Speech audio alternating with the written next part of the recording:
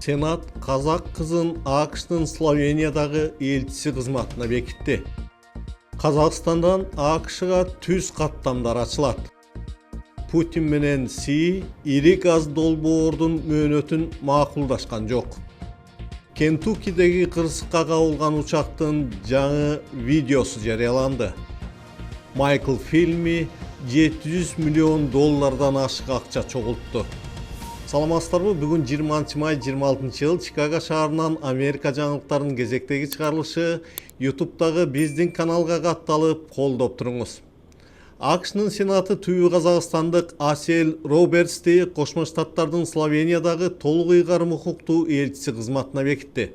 Анын талапкерлигин быйыл февралда президент Дональд Трамп сунуштаган, март айында анын талапкерлиги Сенаттын тиешелүү комитетинде жактырылып, андан кийин Сенаттын жалпы жыйынына чыгарылды. Асел Робертстин талапкерлигин 46 сенатор колдоп, 43 сенатор каршы добуш берди. Аселдин балалык жана мектеп жылдары Алматы шаарында өткөн, кийин анын үй бүлөсү AQSh'га көчүп кеткен. Мектептен кийин ал Джорджтаун университетин аяктаган.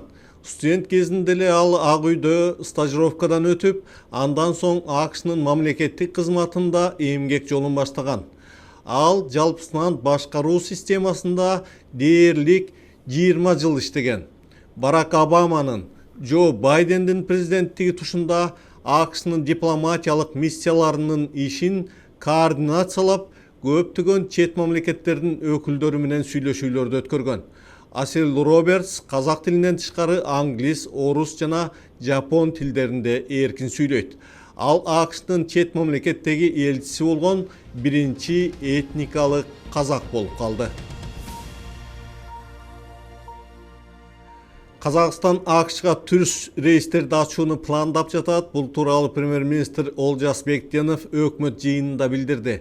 Маалыматка караганда, учактардын алгачкы рейси 2027 жылдын жай айларына пландалууда. Олжас Бектенов белгилегендей, азыркы тапта Казакстандын тиешелүү мамлекеттик органдары менен авиация тармагынын өкүлдөрү AQSh'га түз каттама ачууга даярдык иштерин жүргүзүп жатышат.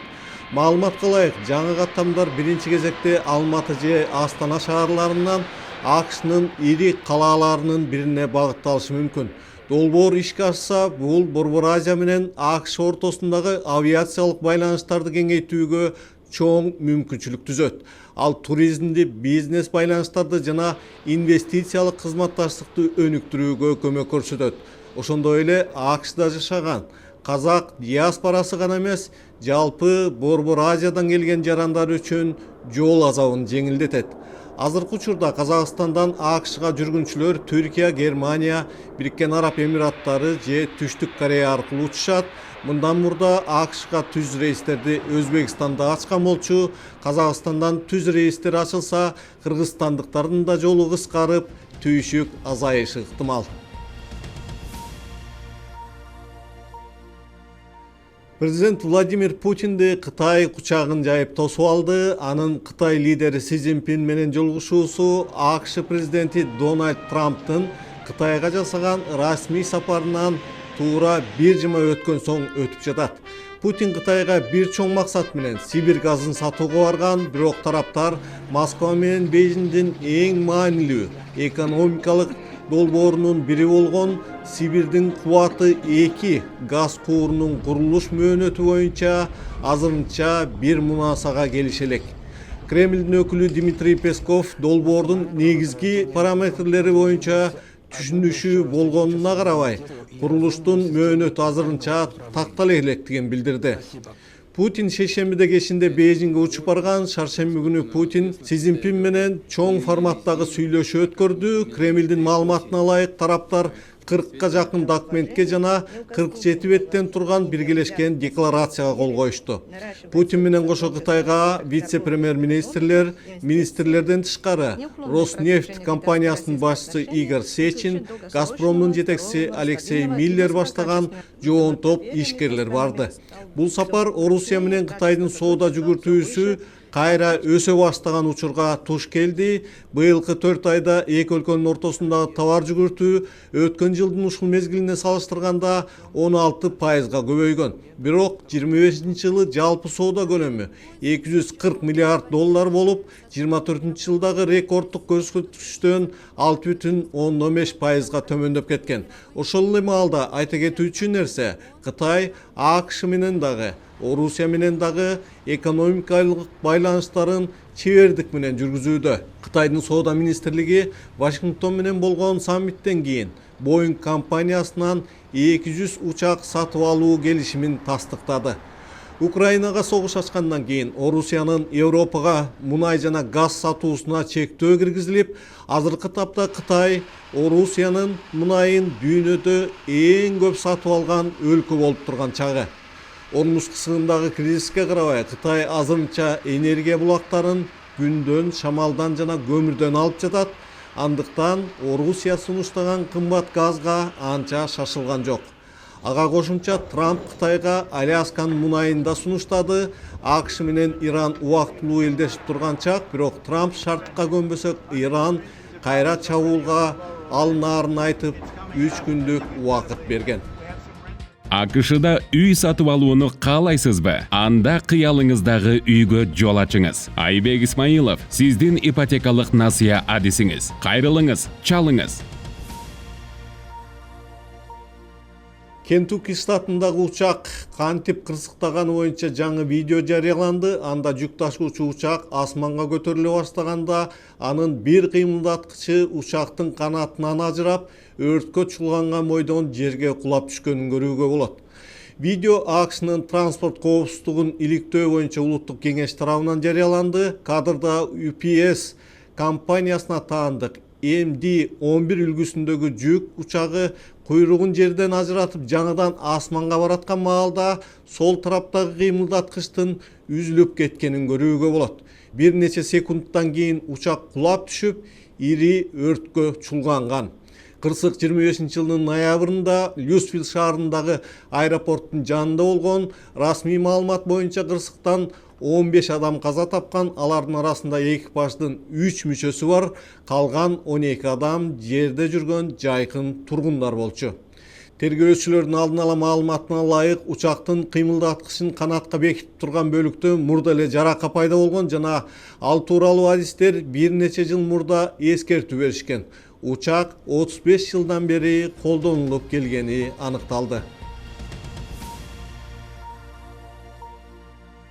Buffalo Grove шаары АКШдагы жашоого эң ыңгайлуу аймактардын катарына кирди. Бул тууралуу US News World Report жарыялаган жаңы рейтингде айтылды.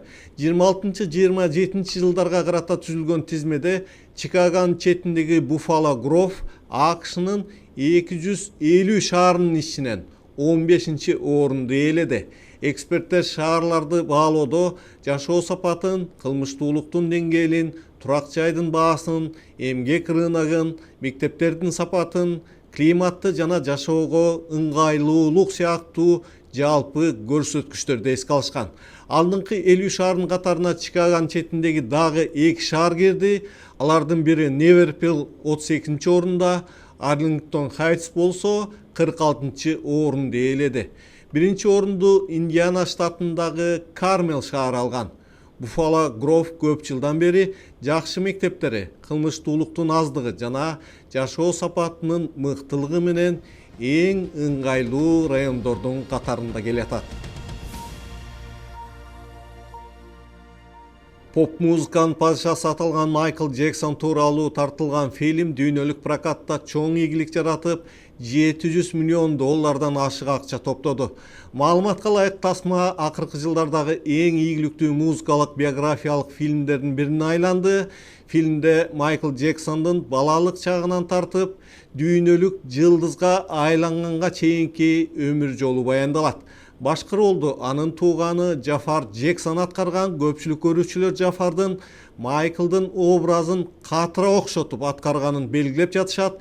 Тасма АКШ гана эмес, Европа, Азия, Латын Америкасында дагы чоң суроо талап жаратып, кинотеатрларда рекордтук көрүүчүлөрдү топтоп жаткан чагы. Фильмдин ийгилигинен кийин Майкл Джексондун ырларына болгон кызыгуу кайрадан күчөдү. Spotify жана башка музыкалык платформаларда анын чыгармаларын уккандардын саны кескин көбөдү. Майкл Джексон 58-жылы 29-августта АКШнын Индиана штатындагы Гэрри шаарында туулган. Ал дүйнөлүк музыка тарыхындагы эң белгилүү ырчылардын бири болуп, поп музыканын падышасы атка конгон. Майкл 2009-жылы 25-июнда Лос-Анджелесте 50 жашында дарынын ашыкча дозасынан каза болгон. Анын пластинкалары дүйнө жүзүндө 300 миллиондон ашык нускада сатылган. Ушуну менен бүгүнкү жаңылыктарыбыз соңуна келип жетти. YouTube'дагы биздин Мурас Медиа каналыбызга катталып, комментарий жазып, лайк басыңыз. Эртеңке чейин сак саламатта туруңуздар.